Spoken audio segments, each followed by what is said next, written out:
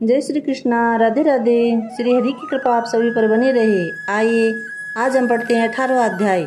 ओम श्री परमात्मने नमः। उसके उपरांत अर्जुन बोले, हे महाभाव, हे अंतर्यामी, हे वासुदेव, मैं संन्यास और त्याग के तत्व को पृथक पृथक जानना चाहता हूँ।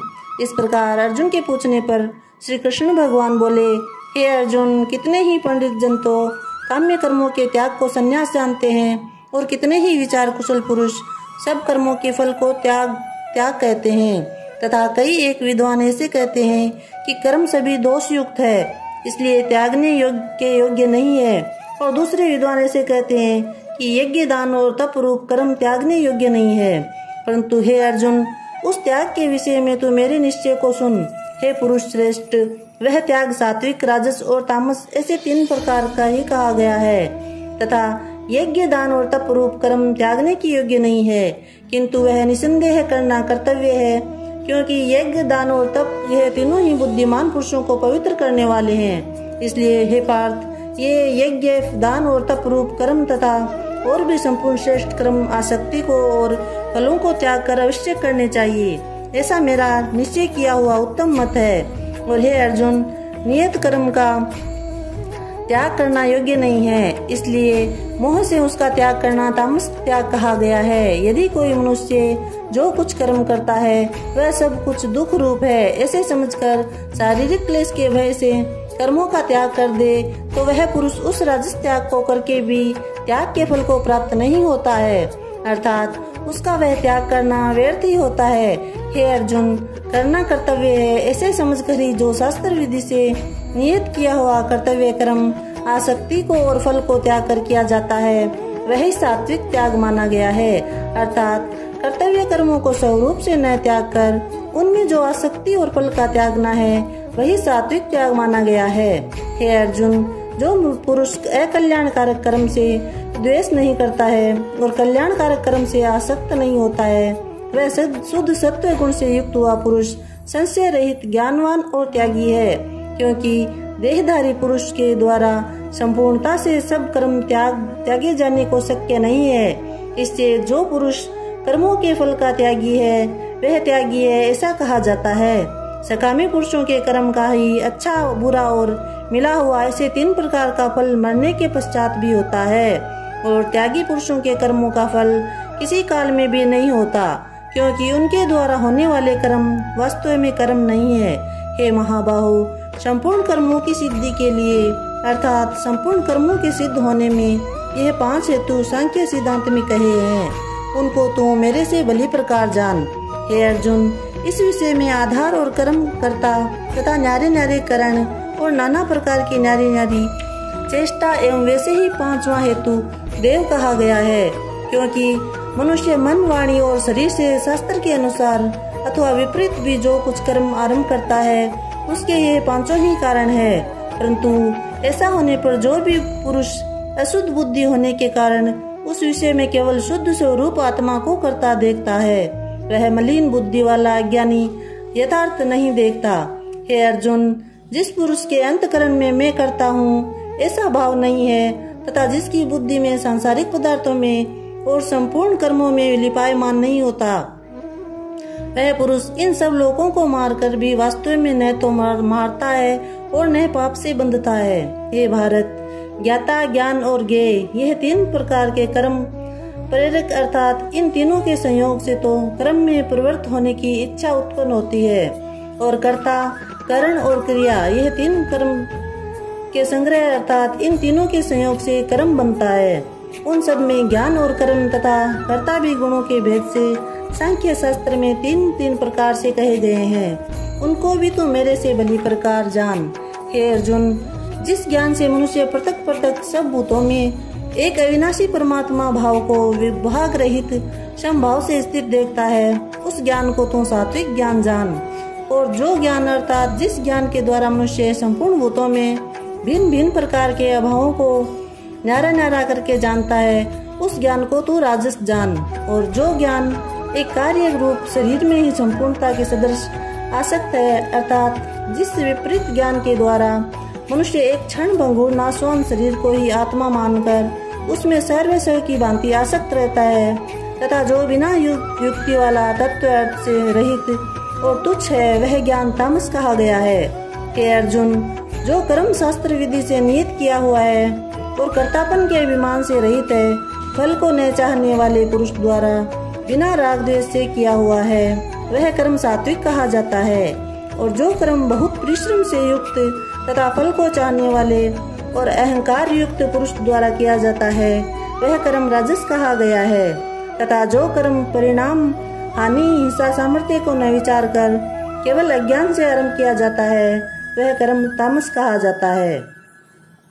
हे अर्जुन, जो कर्ता आसक्ति से रहित और अहंकार के वचन न बोलने वाला, धैर्य और उत्साह से युक्त कार्य के सिद्ध होने और न होने में हर्ष शोकादि विकारों से रहित है, वह कर्ता तो सात्विक कहा जाता है। जो आसक्ति से युक्त कर्मों के फल को चाहने वाला है, लोभी है तथा दूसरों को कष्ट देने के स्वभाव वाला, असुदचारी और हर्ष शोक से लिपायमान है, वह कर्ता राजस कहा गया है। जो विक्षेप युक्त चित्त वाला, शिक्षा से रहित, घमंडी, धूर्त और दूसरे की आजीविका का नाशक एवं शोक करने के स्वभाव वाला, आलसी और दीर्घसूत्री है, वह कर्ता तामस कहा जाता है। हे अर्जुन, तू बुद्धि का और धारण शक्ति का भी गुणों के कारण 3 प्रकार के भेद संपूर्णता से विभाग पूर्वक मेरे से कहा हुआ सुन। हे पार्थ, प्रवृत्ति मार्ग और निवृत्ति मार्ग को तथा कर्तव्य और अकर्तव्य को एवं भय और अभय को तथा बंधन और मोक्ष को जिस बुद्धि तत्व से जानती है, वह बुद्धि तो सात्विकी है। हे पार्थ, जिस बुद्धि के द्वारा मनुष्य धर्म और अधर्म को तथा कर्तव्य और अकर्तव्य को भी यथार्थ नहीं जानता, वह बुद्धि राजसी है। और हे अर्जुन, जो तमोगुण से आवृत हुई बुद्धि अधर्म को धर्म ऐसा मानती है तथा और भी संपूर्ण अर्थों को विपरीत ही मानती है, वह बुद्धि तामसी है। हे पार्थ, ध्यान योग के द्वारा जिस अव्यभिचारिणी धारणा से मनुष्य मन, प्राणी और इंद्रियों की क्रियाओं को धारण करता है, वह धारणा तो सात्विकी है। और हे प्रथापुत्र अर्जुन, फल की इच्छा वाला मनुष्य अति आसक्ति से जिस धारणा के द्वारा धर्म, अर्थ और कामों को धारण करता है, वह धारणा राजसी है।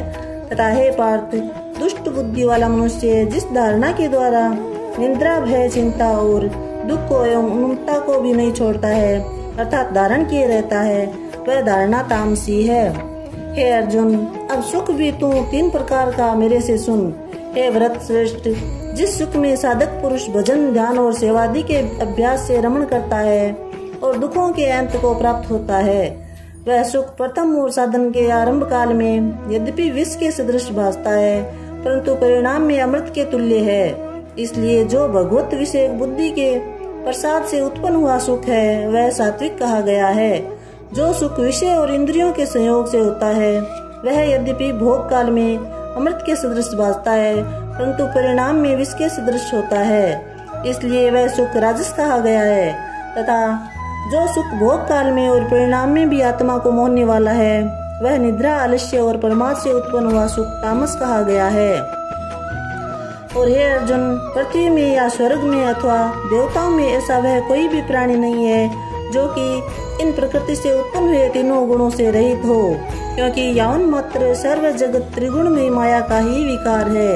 इसलिए हे परंतप, ब्राह्मण, क्षत्रिय और वैश्यों के तथा शूद्रों के भी कर्म स्वभाव से उत्पन्न हुए गुणों को करके विभुक्त किए गए हैं, अर्थात पूर्वकृत कर्मों के संस्कार रूप स्वभाव से उत्पन्न हुए गुणों के अनुसार विभक्त किए गए हैं। उनमें अंतकरण का निग्रह, इंद्रियों का दमन, बाहर भीतर की शुद्धि, धर्म के लिए कष्ट सहन करना और क्षमा भाव एवं मन, इंद्रिया और शरीर की सरलता, आस्तिक बुद्धि, शास्त्र विषय ज्ञान और परमात्मा तत्व का अनुभव भी, ये तो ब्राह्मण के स्वाभाविक कर्म है।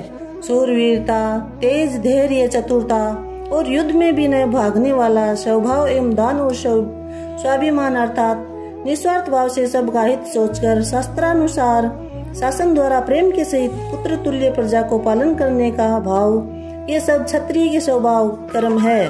खेती, गोपालन और क्रिय विक्रिय रूप सत्य व्यवहार, ये वैश्य के स्वाभाविक कर्म है। और सब वर्णों की सेवा करना, ये शूद्र का भी स्वाभाविक कर्म है।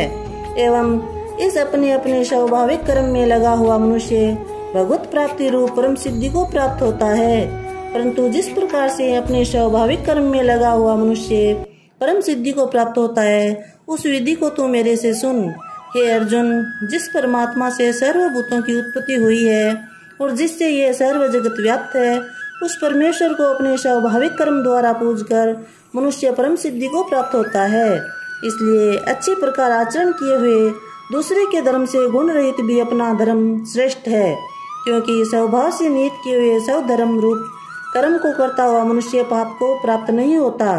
अतः हे कुंती पुत्र, दोष युक्त भी स्वाभाविक कर्म को नहीं त्यागना चाहिए, क्योंकि धुएं से अग्नि के सदृश सभी कर्म किसी न किसी दोष से आवृत है। हे अर्जुन, सर्वत्र आसक्ति रहित बुद्धि वाला, स्पृहा रहित और जीते हुए अंतकरण वाला पुरुष सांख्य योग के द्वारा भी परम निष्क्रिय सिद्धि को प्राप्त होता है, अर्थात क्रिया रहित शुद्ध सच्चिदानंद परमात्मा की प्राप्ति रूप परम सिद्धि को प्राप्त होता है। इसलिए हे कुंती पुत्र, अंतकरण की शुद्धि रूप सिद्धि को प्राप्त हुआ पुरुष जैसे सांख्य योग के द्वारा सच्चिदानंद ब्रह्मा को प्राप्त होता है तथा जो तत्व ज्ञान की प्रानिष्ठा है उसको भी तू मेरे से संक्षेप से जान। हे अर्जुन, विशुद्ध बुद्धि से युक्त एकांत और शुद्ध देश का सेवन करने वाला तथा मिताहारी, जीते हुए मन, वाणी और शरीर वाला, दृढ़ वैराग्य को भली प्रकार प्राप्त हुआ पुरुष निरंतर ध्यान योग के परायण हुआ, सात्विक धारणा से अंतकरण को वश में करके तथा शब्दाधिक विषयों को त्याग कर और राग द्वेषों को नष्ट करके तथा अहंकार, बल, घमंड, काम, क्रोध और संग्रह को त्याग कर ममता रहित और शांत अंतकरण हुआ सच्चिदानंदन ब्रह्मा में एक ही भाव होने के लिए योग्य है। फिर वह सच्चिदानंदन ब्रह्मा में एक ही भाव से स्थित हुआ प्रसन्न चित्त वाला पुरुष न तो किसी वस्तु के लिए शोक करता है और न किसी की आकांक्षा ही करता है, एवं सब भूतों में समभाव हुआ मेरा पराभक्ति को प्राप्त होता है। उस पराभक्ति के द्वारा मेरे को तत्व से भली प्रकार जान कि मैं जो और जिस प्रभाव वाला हूँ, तथा उस भक्ति से मेरे को तत्व से जानकर तत्काल ही मेरे में प्रवेश हो जाता है, अर्थात अनन्य भाव से मेरे को प्राप्त हो जाता है। फिर उसकी दृष्टि में मुझ वासुदेव के सिवा और कुछ भी नहीं रहता। मेरे प्राण हुआ निष्काम कर्म योगी तो संपूर्ण कर्मों को सदा करता हुआ भी मेरी कृपा से सनातन अविनाशी परम पद को प्राप्त हो जाता है। इसलिए हे अर्जुन, तू सब कर्मों को मन से मेरे अर्पण करके मेरे प्राण हुआ समत्व बुद्धि रूप निष्काम कर्म योग का अवलंबन करके निरंतर मेरे में चित्त वाला हो। इस प्रकार तू मेरे में निरंतर मन वाला हुआ मेरी कृपा से जन्म मृत्यु आदि सब संकटों को अनायास ही तर जाएगा। और यदि अहंकार के कारण मेरे वचनों को तू नहीं सुनेगा तो नष्ट हो जाएगा, अर्थात परमार्थ भ्रष्ट हो जाएगा। जो तू अहंकार को अवलंबन करके ऐसा मानता है कि मैं युद्ध नहीं करूंगा, तो ये तेरा निश्चय मिथ्या है, क्योंकि क्षत्रियपन का स्वभाव तेरे को जबरदस्ती युद्ध में लगा देगा। हे अर्जुन, जिस कर्म को तू मोह से नहीं करना चाहता है उसको भी तू अपने पूर्वकृत स्वाभाविक कर्म से बंधा हुआ परवश होकर करेगा, क्योंकि हे अर्जुन, शरीर रूप यंत्र में आरूढ़ हुए संपूर्ण प्राणियों को अंतर्यामी परमेश्वर अपनी माया से उनके कर्मों के अनुसार बरमाता हुआ सब भूत प्राणियों के हृदय में स्थित है। इसलिए हे भारत, सब प्रकार से उस परमेश्वर की ही अनन्य शरण को प्राप्त हो। उस परमात्मा की कृपा से ही परम शांति को और सनातन परम धाम को प्राप्त होगा। इस प्रकार ये गोपनीय से भी अति गोपनीय ज्ञान मैंने तेरे लिए कहा है। इस रहस्य युक्त ज्ञान को संपूर्णता से अच्छी प्रकार विचार करके तू जैसे चाहता है वैसे ही कर, अर्थात जैसी तेरी इच्छा हो वैसे ही कर। इतना कहने पर भी अर्जुन का कोई उत्तर नहीं मिला। इस कारण श्री कृष्ण भगवान फिर बोले कि हे अर्जुन, संपूर्ण गोपनीयों से भी अति गोपनीय मेरे परम रहस्य युक्त वचन को सुन। तू फिर भी सुन, क्योंकि तू मेरा अतिशय प्रिय है। इससे यह परम हितकारक वचन मैं तेरे लिए कहूँगा। हे अर्जुन, तू केवल मुझ सच्चिदानंदन वासुदेव परमात्मा में ही अनन्य प्रेम से नित्य निरंतर अचल मन वाला हो और मुझ परमेश्वर को ही अतिशय श्रद्धा भक्ति से निष्काम भाव से नाम गुण और प्रभाव के श्रवण कीर्तन मनन और पठन पाठन द्वारा निरंतर भजने वाला हो, तथा मेरा शंख चक्र गदा पद्म और कीट कुंडल आदि भूषणों से युक्त पीताम्बर वनमाला और कौस्तुभ मणि द्वारा विष्णु का मन वाणी और शरीर के द्वारा सर्वस्व अर्पण करके अतिशय श्रद्धा भक्ति और प्रेम से विहलता पूर्वक पूजन करने वाला हो।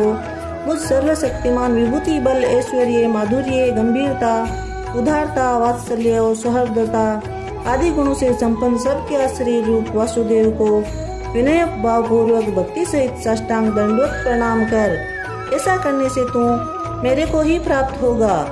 यह तेरे लिए मैंने सत्य प्रतिज्ञा करता हूँ कि क्योंकि तू मेरा अत्यंत प्रिय सखा है, इसलिए सर्वधर्म को अर्थात संपूर्ण कर्मों के आश्रय को त्याग कर केवल एक मुझ सच्चिदानंदन वासुदेव परमात्मा की अनन्य शरण को प्राप्त हो। मैं तेरे को संपूर्ण पापों से मुक्त कर दूंगा। तू शोक मत कर हे अर्जुन।